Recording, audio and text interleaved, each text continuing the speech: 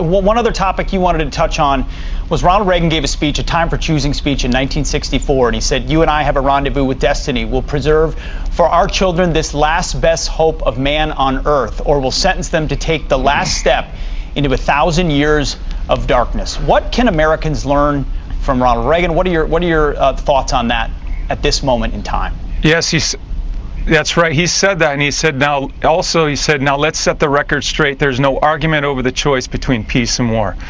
But there's only one guaranteed way you can have peace, and you can have it in the next second: surrender. Admittedly, there's a risk in any course we follow other than this, but every lesson in history tells us that the greater risk lies in appeasement. And this is a specter our well-meaning Christian liberal friends, our priests, bishops, and pastors refuse to face, that their policy of accommodation is appeasement. And it gives us no choice between peace and war, only between fight and surrender. If we continue to accommodate, continue to back and retreat, eventually we will have to face the final demand, the final ultimatum. And what then? When Satan has told the people of this world, he knows what our answer is going to be.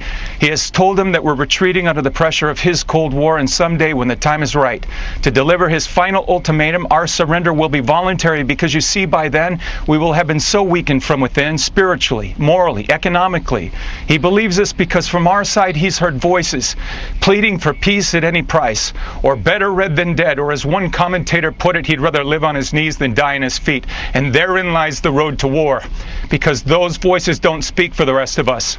You and I know it and do not believe that life is so dear and peace so sweet as to be purchased at the price of chains and slavery. If nothing in life is worth dying for, when did this begin? Just in the face of this enemy? Or should Moses have told the children of Israel to live in slavery under the Pharaohs? Should Christ have refused the cross? Should the patriots at Concord Ridge have refused to fire the shot heard around the world? The martyrs of history were not fools, and our beloved dead who gave their lives to stop the advance of the Nazis did not die in vain. Where then lies the road to peace?